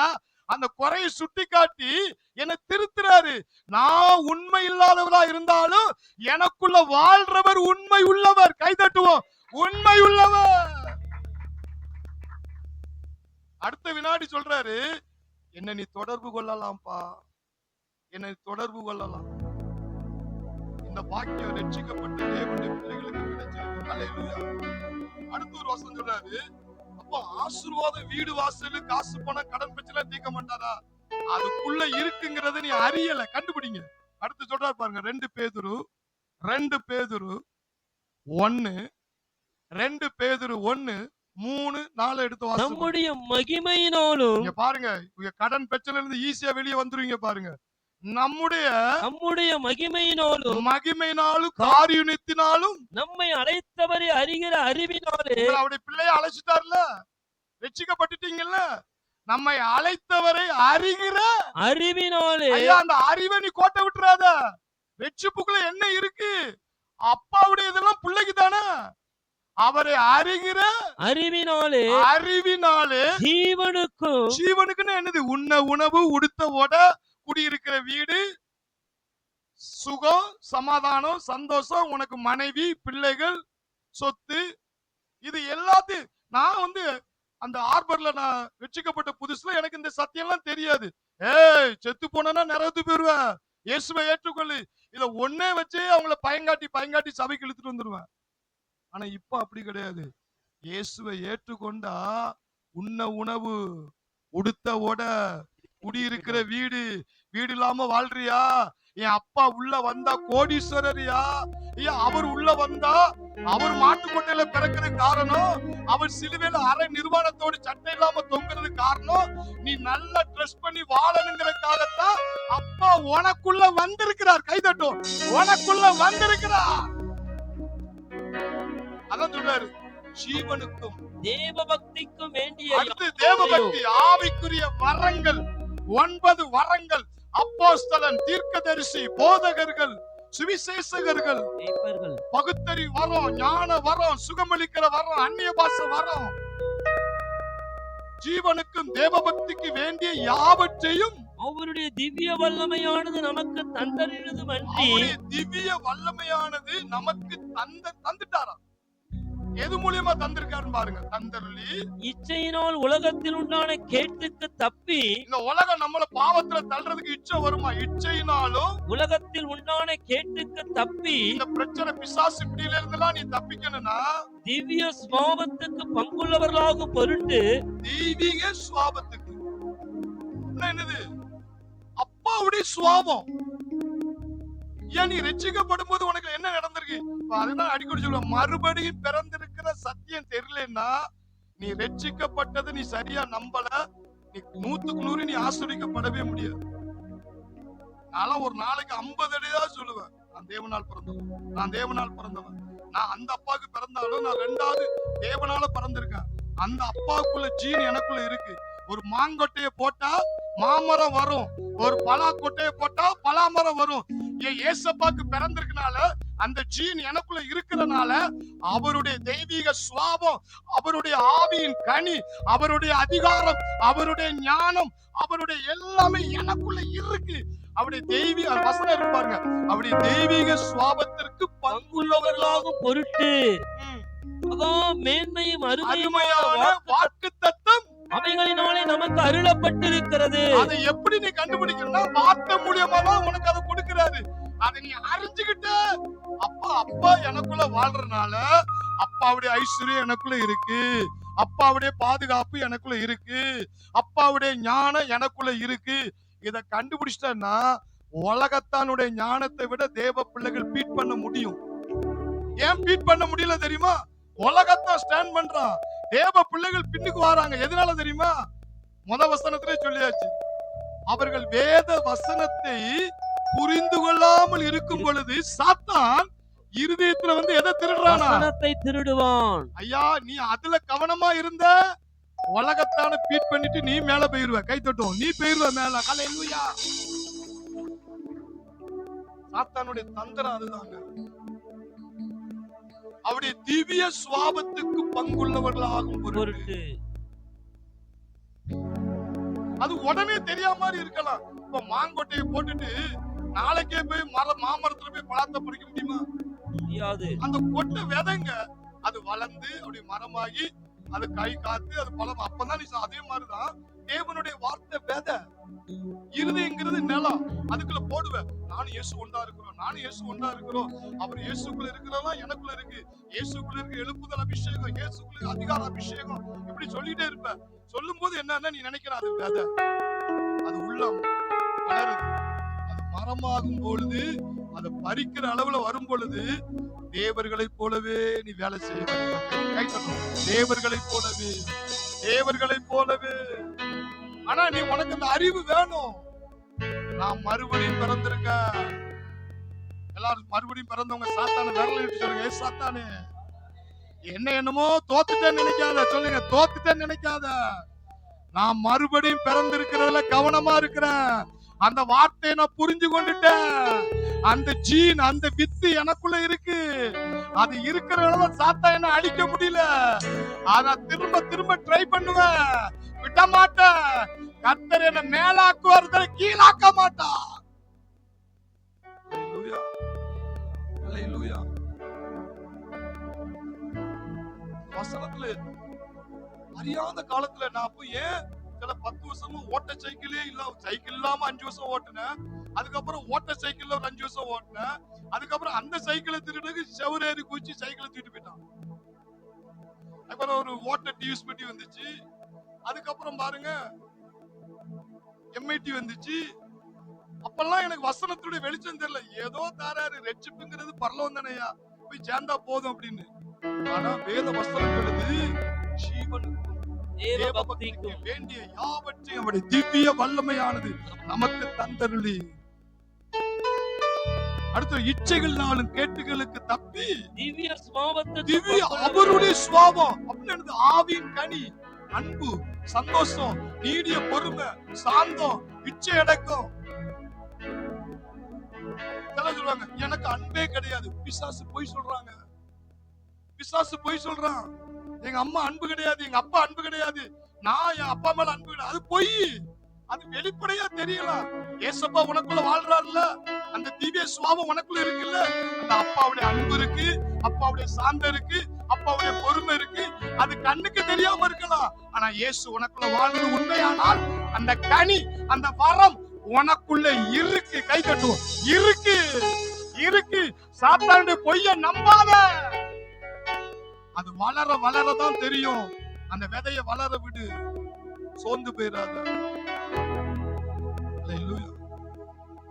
சரி, இப்படி எல்லாம் இருக்கு. இப்படி எல்லாம் இருந்து நான் ஏன் என்னுடைய வாழ்க்கையில ஒரு ஆசீர்வாதத்தை, ஒரு வீட்டை கூட வாங்க முடியல, ஒரு கார் வாங்க முடியல, ஒரு பைக் வாங்க முடியல, ஒரு தரித்திரமா ஓட்ட சைக்கிள்ல தான் இருக்கேன்னா அவங்களுடைய வெளிப்பாடு என்ன தெரியுமா? ரட்சிக்கப்பட்டாச்சியா, பரலோகத்துக்கு போறோம். நீ அழுக்கு சட்டை போட்டாலும் பரவாயில்ல, அது அவங்க விசுவாசம். நீ என்னைக்கு ரட்சிக்கப்பட்டு உன் ஆவி புதுப்பிக்கப்பட்டுச்சோ அன்னைக்குள்ள எல்லாமே வந்துட்டு, ஜீவன், உண்ண உணவு, உடுத்த உட, வீடு வாசல் எல்லாமே உன் ஆவிக்குள்ள வந்துட்டு. அதை இப்ப நம்ம பார்க்க முடியல, அனுபவிக்க முடியல. ஒண்ணு சொல்லிட்டாரு, நீ அந்த வார்த்தையை புரிந்து கொள்ளாதனால அதை திருடிட்டான். சரியா? இப்ப நம்ம புரிஞ்சிட்டோம். இப்ப நம்ம என்ன செஞ்சிட்டோம்? புரிஞ்சிட்டோம். புரிஞ்சுக்கிட்டா வந்துருமா? வந்துரும். அது எப்படி வரும்னா, அதுதான் இங்க முக்கியமான சத்தியத்துக்குள்ள போறோம். நீ ரட்சிக்கப்பட்ட உடனே தேவனுடைய வார்த்தை ஒரு நொடி பொழுதுல அந்த எல்லா வேலையும் உன் மனித ஆவிக்குள்ள வந்துருது. தேவனும் ஆவியில தான் இருக்கிறாரு. இந்த ஆத்துமா இருக்கு பாத்தீங்களா, மனம், சிந்தை, இது ஏத்துக்கிறாரு. இது என்ன செய்யாது? இப்ப நீங்க சொல்றீங்க, உலகத்தான விட யோனாவிலும் சாலமோனிலும் பெரிய ஞானம் எனக்குள்ள இருக்கு, இயேசு இருக்கிறார்ல ஞானம் இருக்கு சொல்லுவீங்க. அன்னைக்கு மார்க் கொஞ்சம் 10 மார்க் குறைய போயிட்டு வச்சுங்க, என்னடா யோனாவோட பெரிய மார்க்னாரு. ஏன்னா ஆவிக்குள்ள உனக்குள்ள ஞானம் இருக்கு, அறிவு இருக்கு, உயர்வு இருக்கு, செழிப்பு இருக்கு, பாதுகாப்பு இருக்கு. ஆனா ஆத்துமால உன் மனம் ரெட் லைட் அடிச்சுக்கிட்டு தான் இருக்கும். எனக்கு ஒண்ணு இல்லையா, எனக்கு வீடு இல்லையா, ரட்சிக்கப்படாதான் பாருங்க, அவன் கூட புத்தியா இருக்கான், அவன் கூட வீடு வாசல் வந்திருக்கான். இவன் புத்தி இல்லாதவனா இருக்கிறானே, புத்தி, என் புருஷனுக்கு புத்தி இல்ல, பொண்டாட்டிக்கு புத்தி இல்ல, இப்படி சொல்லி சொல்லி அவன் வெளியே இருக்கிற அந்த ஆத்துமால தோன்றதான் பாக்குறானே தவிர, ஆவிக்குள்ள இயேசு வரும்போது எல்லாமே இருக்கு. அத மனம் என்ன செய்யல, ஏத்துக்கொள்ளல. இந்த சிந்தை இருக்கு பாத்தீங்களா, இதுல மட்டும் நீ அத வசனம் உண்மையா, அதனால எனக்குள்ள இருக்கியா அப்படின்னு சிந்திச்சிட்டீங்க வச்சுக்கிறீங்களா. இப்போ ஒரு உதாரணத்துக்கு எடுத்துருங்க. கொடைக்கானலுக்கு போறோம்.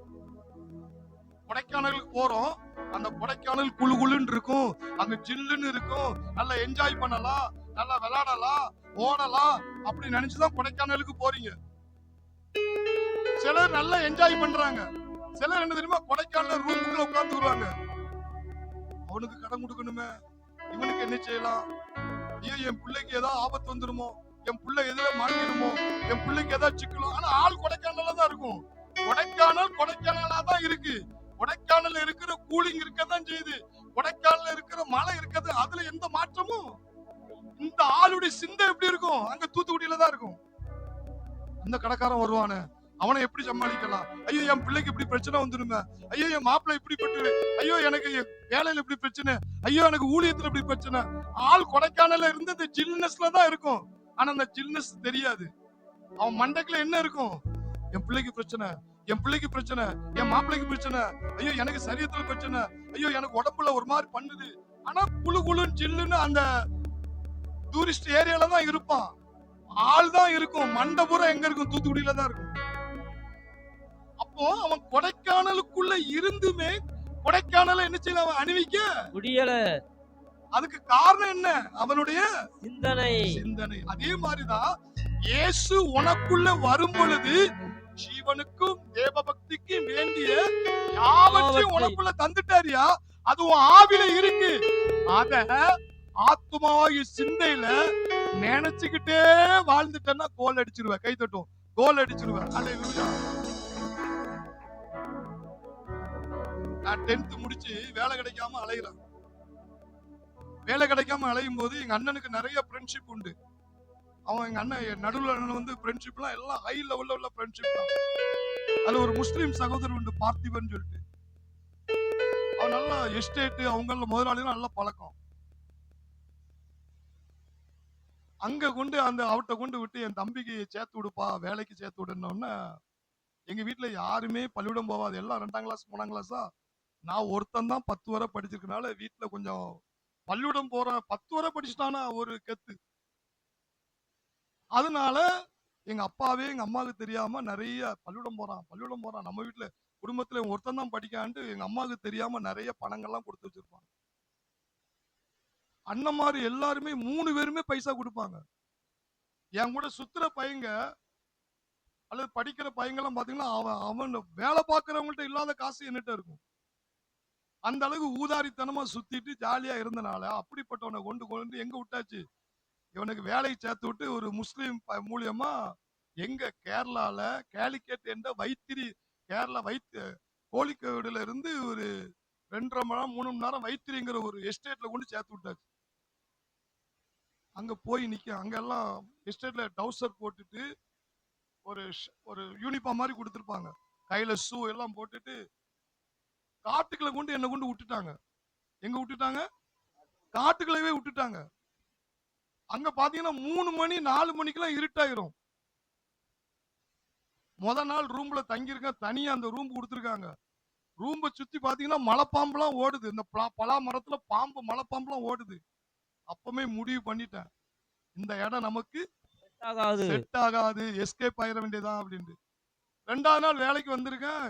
ரைட்டர் சார் என்ன உம்முன்னு இருக்கீங்க, பேசவே முடிக்கீங்க, எனக்கு எப்ப தப்பிச்சு ஓடணும்னு இருக்கு. ஏன்னா அங்க நல்ல ஜாலியா ஊதாரித்தனமா சுத்திட்டு செலவழிச்சிட்டு, குடும்பம் பெரிய குடும்பமா ஒன்னா சாப்பிடுவோம், ஒன்னா சின்ன பிள்ளைல ஒன்னா அரட்டை அடிக்கிறது, அம்மா கூடயே போறது, கடைக்கு போறது, இப்படியே மைண்ட் வந்து அங்க தனியா ரூமுக்குள்ள இருக்கும்போது எனக்கு ஃபுல்லா அந்த நினைப்பு தான் வருது ஒழிய, நமக்கு வேலை கொடுத்துருக்காங்க, வேலைக்கு போகணும், சம்பாதிக்கணும், முன்னுக்கு வரணும், அந்த எண்ணமே இல்ல. நம்ம அங்க எப்படி இருந்தோம், எவ்வளவு ஜாலியா இருந்தோம், எவ்வளவு சுத்தணும், இப்படி நம்மள காட்டுக்குள்ள கொண்டு போட்டாங்களே. அது பாத்தீங்கன்னா அந்த அட்டை புழு பூச்சி சூக்குல அங்க எங்கேயும் போகும். 2ஆவது நாள் கேட்டேன், ஓ அந்த பஸ் ஸ்டாண்டுக்கு ரூட்டுக்கு எப்படி போகணும், ரூட்டை பூரா தெரிஞ்சு வச்சுக்கிட்டேன். 3ஆவது நாள் காலையில வேலைக்கு போற மாதிரி ஓடி தப்பிச்சு பஸ்ஸை பிடிச்சி 4ஆவது நாள் வீட்டுக்கு வந்தாச்சு. ஏன்னா என்ன ஒரு நல்ல ஒரு இடத்துல விட்டாலும் என் மைண்ட் எங்க இருக்கு, தூத்துக்குடியில. தூத்துக்குடி எங்க குடும்பம். Jolly, friendship. அப்ப என்னன்னா அந்த இடத்துல இருந்தாலும் அந்த இடத்துல உள்ளதை என்னால என்ன செய்ய முடியல, அனுபவிக்க முடியல. அனுபவிக்கவோ அந்த வேலை பார்க்கவோ முடியல. அதுக்கு காரணம் என்னது? சிந்தனை. என்னுடைய மைண்ட், என்னுடைய மைண்ட். இதே மாதிரிதான் ஆவிக்குரிய ஜீவத்துல அநேகர் இருக்கிறாங்க. ஐயா, இயேசு கிறிஸ்துவை ஏற்றுக்கொண்ட உடனே உனக்குள்ள எல்லாம் வந்துட்டு வந்துட்டு வந்துட்டு வந்துட்டு அப்படின்னு நீ நினைச்சுக்கிட்டே வாழ்ந்தேன்னா அது அப்படியே கொஞ்சம் கொஞ்சமா வெளியே வரும் பொழுது அந்த ஆபிரகாமின் ஆசீர்வாதத்தை, பூமி தாங்க கூடாத அந்த ஆபிரகாமின் ஆசீர்வாதத்தை நீயும் நானும் அனுபவிக்க போறோம். கைத்தட்டும், அனுபவிக்க போறோம். ஹல்லேலூயா. இத புரிஞ்சிட்டுன்னா பாக்கியவான். எத்தனை பேர் புரிஞ்சிட்டு சொல்றாங்க? கைத்தட்டும். ஐயா, என் சாபத்தை இயேசு சிலுவையில போக்கிட்டாரியா. ஆபிரகாமின் ஆசீர்வாதம், பூமி தாங்காத ஆசீர்வாதம் என் மனித ஆவில தான் இருக்கு அப்படின்னு சிந்திச்சுக்கிட்டே வாழ்ந்துட்ட. எகிப்தின் சம்பாத்தியமும், எத்தியோப்பியாவின் வியாபார வர்க்கமும், சபரியாவின் வர்த்தக லாபமும் என்னிடத்தில் தாண்டி வந்து விட்டது. அது என்னுடையதா இருக்கிறது. அந்த வாக்குத்தத்தம் இயேசுவே எனக்கு அந்த வாக்குத்தத்தமா இருக்கிறார். அந்த இயேசு மனித ஆவில இருக்கிறார் அப்படின்னு விசுவாசித்து அதை சிந்தையில வச்சுட்டு ஓடுன வச்சுக்கிறீங்களா, ஒரு நாள் முழுசா அதை அணிவிக்க தான் போறீங்க. கைதட்டும், முழுசா அணிவிப்பீங்க. ரோமர் புஸ்தகம் 12ஆம் அதிகாரம், ரோமர் புஸ்தகம் 12ஆம் அதிகாரம் 1-2 எடுத்து வாசித்து பாருங்க. அப்படி இருக்க சகோதரரே, அப்படி இருக்க சகோதரரே, நீங்கள் உங்கள் சரீரங்களை பரிசுத்தமும் தேவனுக்கு பிரியமான ஜீவபலியாக ஒப்பு கொடுக்க வேண்டும் என்று தேவனுடைய இரக்கங்களை முன்னிட்டு உங்களை வேண்டிக் கொள்கிறேன். பாருங்க விடைக்கு. இதுவே நீங்கள் செய்யத்தக்க புத்தியுள்ள ஆராதனை. நீங்கள் இந்த பிரபஞ்சத்துக்கு ஒத்த வேஷம் தெரியாமல், பிரபஞ்சத்துக்கு ஒத்த வேஷம்னா அதுக்கு காசு இல்ல, இதுக்கு காசு இல்ல, எனக்கு அந்த வியாதி, எனக்கு இந்த வியாதி, என் பிள்ளைக்கு இந்த பிரச்சனை, அந்த பிள்ளைக்கு பிரச்சனை, உலகத்தா மாதிரியே நம்ம சிந்திக்கிறோம். அதத்தான் செய்யக்கூடாதான். பிரபஞ்சத்துக்கு ஒத்து வேஷம் தெரியாதபடி தேவனுடைய நன்மை சித்தம் என்னது? தேவன் உனக்குள்ள வரும்போது எல்லாத்தையும் கொண்டு வந்துட்டாரியா. வசனம் உன்னை குறித்து என்ன சொல்லுது? நன்மை பிரிய என்னதென்று, பரிபூர்ணமான சித்தம் என்னதென்று பகுத்தறியத்தக்கதாக உன் மனம் புதிதாகிறதுனாலே, உன் மனதுக்குள்ள இயேசு எனக்குள்ள வரும்போது எல்லா ஆசீர்வாதமும் இருக்கு. இயேசு எனக்குள்ள வரும்போது சுகம் இருக்கு, ஐஸ்வர்யம் இருக்கு, பாதுகாப்பு இருக்கு, உயர்வு இருக்கு, செழிப்பு இருக்கு. அந்த மனம் ஏத்துக்கிட்டு ஆவியானவர் அப்படியே செஞ்சு முடிச்சிருவார். கை தட்டுவோம், செஞ்சு முடிச்சிருவார். ஹல்லேலூயா. புதிதாக்கும் பரிசுத்தரே, புது படைப்பாய் மாற்றுமையா. புதிதாக்கும் பரிசுத்தரே, புது படைப்பாய் மாற்றுமையா. உடைத்து விடும் உருமாற்றும், என்னை உடைத்து விடும் உருமாற்றும், பண்படுத்தும் பயன்படுத்தும், பண்படுத்தும் பயன்படுத்தும், ஆளுகை செய்யும் ஆவியானவரே, பலியாய் தந்தே பரிசுத்தமானவரே, ஆளுகை செய்யும் ஆவியானவரே, பலியாய் தந்தே பரிசுத்தமானவரே,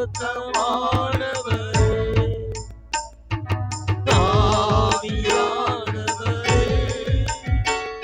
என் ஆற்றல் ஆனவரே,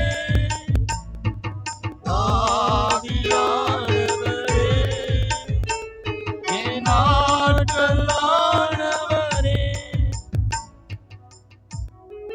புரிஞ்சுதா புரியலையா? இந்த சத்தியம் புரிஞ்சிட்டு இந்த ஆண்டு பாருங்க, அவன் எங்க உச்சிக்கே போறான் யோசிப்ப மாதிரி. அது ஞானத்தாலும் சரி, அறிவுனாலும் சரி, பொருளாதாரத்திலும் சரி. இதுதான் சத்தியமா? ரட்சிப்புங்கிறத நான் பிச்சுப்பா நினைச்சேன். இப்பதான் தெரியுது. ஏசப்பா எனக்குள்ள வரும்போது அந்த இயேசு ஆண்டவர் சொல்லும்போது என்னென்ன வேலை எல்லாம் நடந்திருக்கு.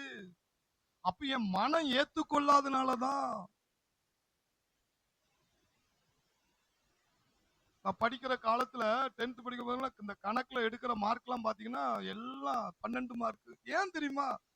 என் மைண்ட் என்னன்னா கணக்கா நமக்கு புரியாது. கணக்கு பீரியட்ல என்ன செய்வேன், பெஞ்சில அப்படியே படுத்துருவேன். கணக்கு அல்ஜிப்ரா ஜிப்ரா அப்ராம்பாங்க, ஒரு ஜிப்ராவும் உள்ள ஏறாது. ஏன்னா இது மண்டைக்குள்ள போவாதுங்கிறது நானே ஏற்கனவே முடிவு பண்ணிட்டேன். ஆனா அது எப்படிப்பா ஏதுப்பா அப்படி கொஞ்சம் ட்ரை பண்ணியிருந்தான்னா பண்ணிருப்பேன். ஹிந்தி கிளாஸ் விட்டாங்க, ஹிந்தி கிளாஸ் போய் ஒரு ஏக் தோக்திக்கு அதோட சரி. இந்த 10 நாளா அந்த ஏக் தோக்க தான் படிச்சிருக்கே தவிர ஹைதராபாத் போகும்போது தான் முழிச்சேன். அந்த ஹிந்தியாவது ஒழுங்கா படிச்சோமா, ஒரு இட்லி ஒரு கடையில போய் கேட்கறது கூட நம்ம முடியலையே. இந்த ஹிந்தி அப்ப என்னன்னா நமக்கு ஏறாது, நமக்கு என்ன செய்யாது. இது தேவன் பொறுப்பல்ல, என்னுடைய என்னது சிந்தனை. சிந்தனை. அறியாம நம்மளால முடியாதுயா. நான் இப்ப அந்த சத்தியம் தெரிஞ்சு வச்சிருங்களா. ஐயா, யோனாவிலும் பெரியவர் எனக்குள் இருக்கிறார், சாலமோனிலும் பெரியவர் எனக்குள் இருக்கிறார். இதுவரை எனக்கு ஊழியத்துல வண்டி ஓடுறது என் ஏசப்பா எனக்குள்ள வாழ்ற ஞானம் தான். கை தட்டுவோம். ஹalleluya.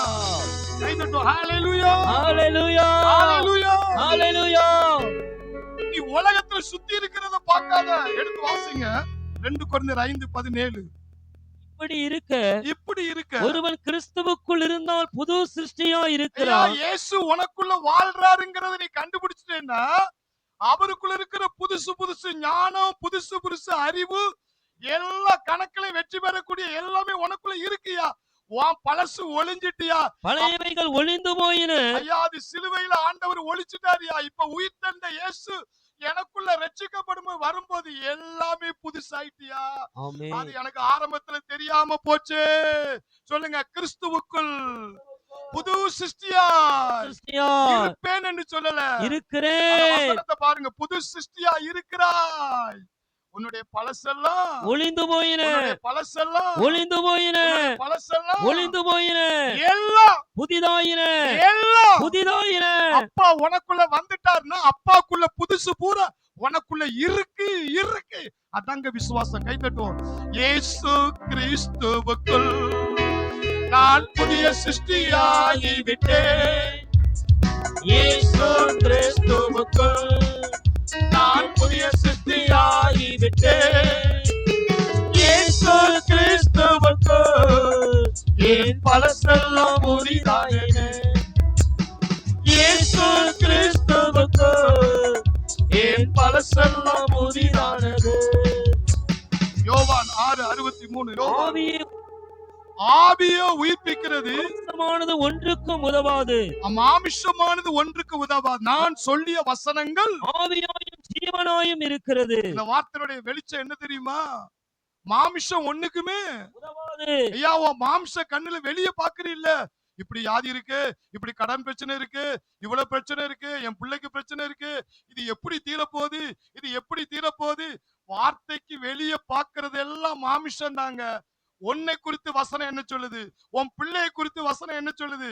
உன் பிள்ளை கர்த்தரால் போதிக்கப்பட்டிருக்கும், உன் பிள்ளையின் சமாதானம் பெரிதா இருக்கும், என் தேவன் தம்முடைய ஐஸ்வர்யத்தின்படி. ஏன்னா அந்த வசனம் எப்படி இருக்கும்? ஆவியாகவும் ஜீவனாயும் இருக்கிறது. அப்படி என்னது? அது உண்மையா இருக்குங்க. கை தட்டுவோம். அது உண்மையா இருக்கு. ஹalleluya. உன் கண்ணுக்கு இப்ப வெளியே தெரியுது, அதுதாங்க டூப்பு. இந்த வார்த்தை இருக்கு, அது உண்மை. அத நீ காணாதவைகளை வார்த்தை விசுவாசித்து உன் சிந்தைக்குள்ள கொண்டு வந்து, என் தேவன் தம்முடைய ஐஸ்வர்யத்தின்படி.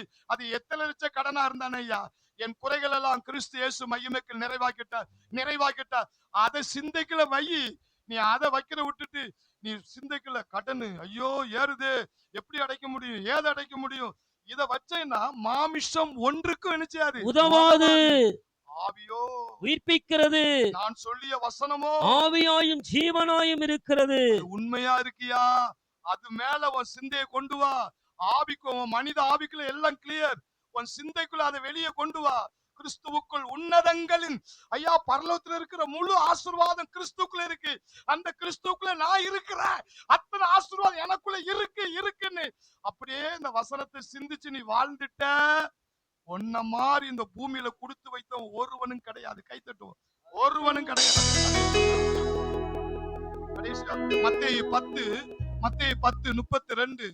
மத்தேயு 10:32, எபிரேயர் 13:5. சீக்கிரம் அந்த ரெண்டு வசனம். மனுஷருக்கு முன்பாக என்னை அறிக்கை பண்ணுகிறவன் எவனோ மனுஷருக்கு முன்பாக என்னை அறிக்கை பண்ணுகிறவன் எவனோ அவனை நானும் பரலோகத்தில் இருக்கிற என் பிதாவின் முன்பாக அறிக்கை பண்ணுவேன். அப்ப என்ன சொல்றாரு தெரியுமா? உன்னை மறுதலிக்க மாட்டாரா ஐயா?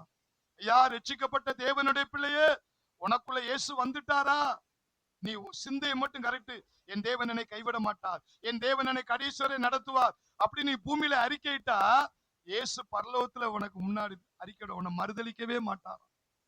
எப்பா, இவரை இப்படி ஒரு தகப்பனுக்கு நம்ம பிள்ளையா பிறந்திருக்கமே, ஒரு கையை தட்டுங்க. ஹல்லேலூயா, கை தட்டுங்க. ஹல்லேலூயா. எபிரேயர் 13:5 எடுத்து வாசித்து பாருங்க. எபிரேயர் 13:5. நான் உன்னை விட்டு விலகுவதுமில்லை உன்னை கைவிடுவதுமில்லை என்று அவர் சொல்லி இருக்கிறாரே. ஐயா, அந்த வசனத்தை அப்படியே மண்டைக்குள்ள கொண்டு வா. நான் உன்னை விட்டு விலக மாட்டேன்யா. ஐயா, மனுஷன் பிரச்சனை வந்தா நேக்கா விலகிடுவான், பணம் இல்லைன்னா நேக்கா விலகிடுவான். ஆனா கர்த்தர் சொல்றாரு, நான் உன்னை விட்டு விலகு. என்னைக்கு நீ ரட்சிக்கப்பட்டாயோ, என்னைக்கு நான் உனக்குள்ள வந்தேனோ, 1000 என்ன 1,00,000 பிரச்சனை வந்தாலும் மனுஷன் விலகுவான். நான் உன்னை விட்டு விலகவே மாட்டேன். அது மாத்திரம் பிரச்சனை வரும்போது உன் கையை இறுக்க பிடிச்சுக்குவேன். உன்னை கைவிடவே மாட்டேன். கை தொட்டுமா, கைவிடவே மாட்டேன். எத்தனை வியாதி, எத்தனை படுக்கையில கிடந்த உன்னை கர்த்தர் கைவிட்டாரா? ஐயா, உன்னை பலபடி தூக்கி நிறுத்தினாரே. ஏன் தெரியுமா? நீ ரட்சிக்கப்படும் போது உனக்குள்ள வந்த தேவன் இதுவரை உன்னை கையை பிடிச்சு நடத்துறாரு. இதுவரை உன்னை விட்டு அவர் விலகாம இருக்கிறாரு. அதனாலதான் பிசாசு உன்னை விழுங்காம இருக்கிறான். ஏன்னா அவர் சொல்றாரு, என் கரத்துல வச்சிருக்க ஒருவனும் பறிக்க முடியாது, என் பிதாவின் கரத்திலிருந்து ஒருவனும் பறிக்க முடியாது. நான் என்னைக்குள்ள அவனுக்குள்ள வந்தேனோ அன்னைக்கு அவனுக்கு நித்திய ஜீவனை கொடுத்துட்டேன். அவனுக்கு பாஸ்போர்ட், விசாவை எல்லாத்தையும் கொடுத்துட்டேன். இந்த பூமியில வாழ்ற நாட்கள்லாம் வாழு.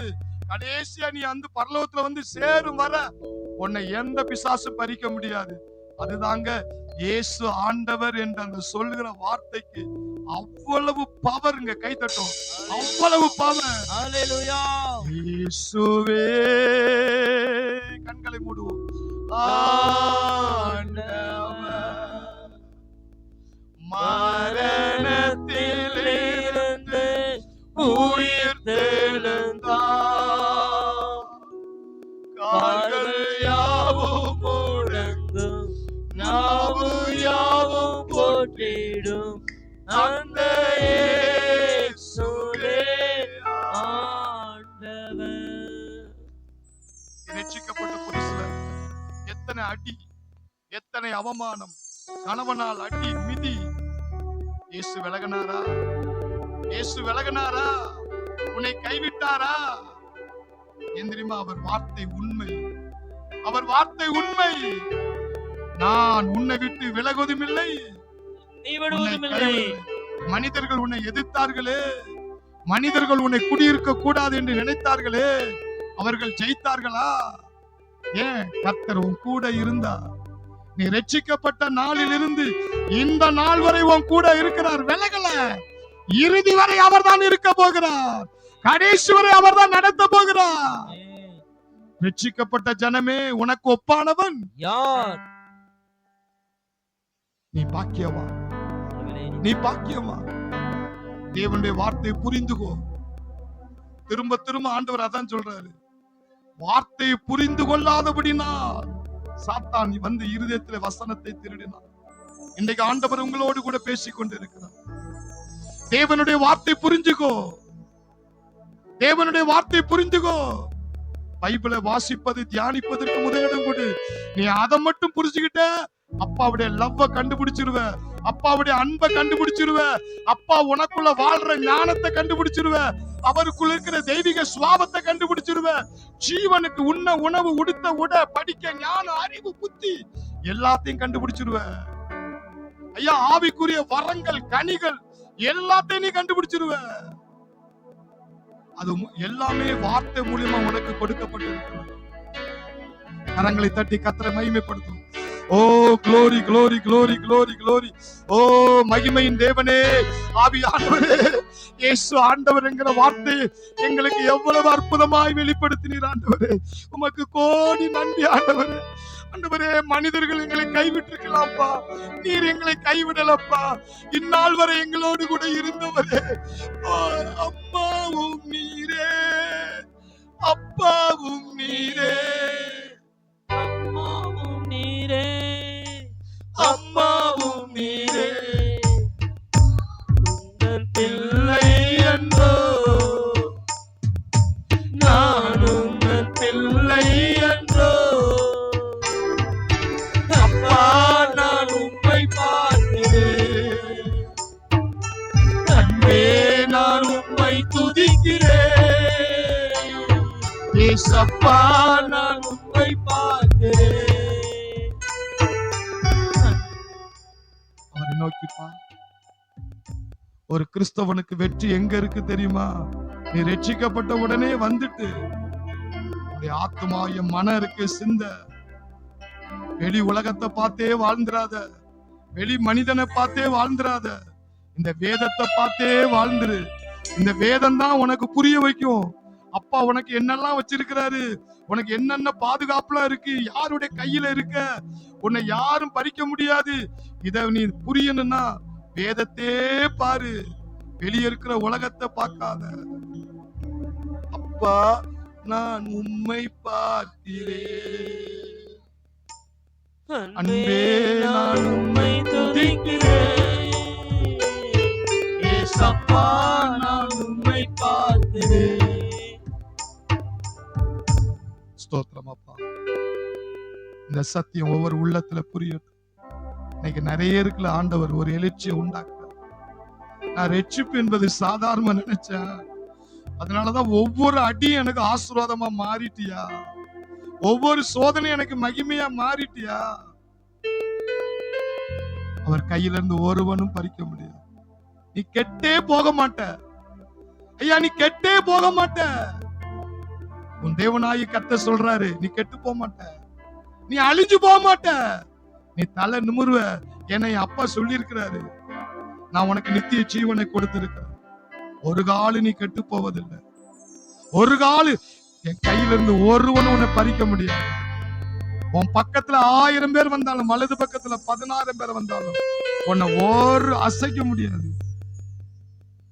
வாதை உன் கூடாரத்தை அணுகாது, ஒரு பொல்லாப்பு உனக்கு நேரிடாது. ஏன்னா நான் உனக்குள்ள வாழ்றேன். பயப்படாத, பயப்படாத. நீ ரட்சிக்கப்பட்டவன். உனக்குள்ள யூத ராஜ சிங்கம் வாழ்ந்துகிட்டு இருக்கு.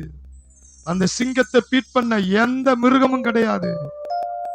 உலகத்தில் இருப்பவனில் உங்களில் இருக்கிறவர் பெரியவர்.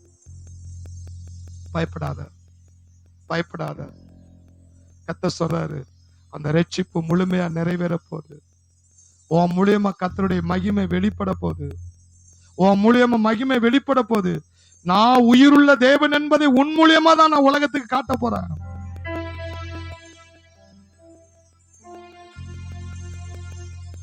தேவனுடைய வார்த்தையை புரிந்து கொள்ள முக்கியத்துவம் கொடு.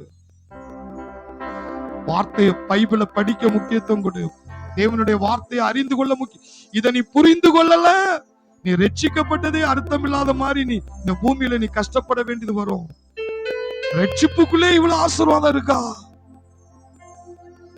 உன்னதங்களில் சகல வித ஆசீர்வாதத்தினால் நான் கிறிஸ்துவுக்குள் ஆசீர்வதிக்கப்பட்டேன். இந்த வாக்கு தத்துவம் அந்த ஒவ்வொரு பிள்ளைகள் வாழ்க்கையில பலிக்கட்டும். ரட்சிக்கப்பட்ட ஒவ்வொரு பிள்ளைகளுக்குள்ள கிறிஸ்து வாழ்றாரு. அந்த கிறிஸ்துவுக்குள் உன்னதங்களின் சகலவித ஆசீர்வாதத்தினால் ஒவ்வொருவர் ஆசீர்வதிக்கப்பட்டிருக்கிறார் என்று சொல்லி அந்த ஆவிக்குரிய கண்கள் இயேசுவின் நாமத்தில் திறக்கப்படுவது. துதியும் கனமும் மகிமையும் வார்த்தையின் தேவனாய் இயேசுவுக்கே நான் மகிமை செலுத்துகிறேன். இயேசுவின் நாமத்தில் பிதாவே.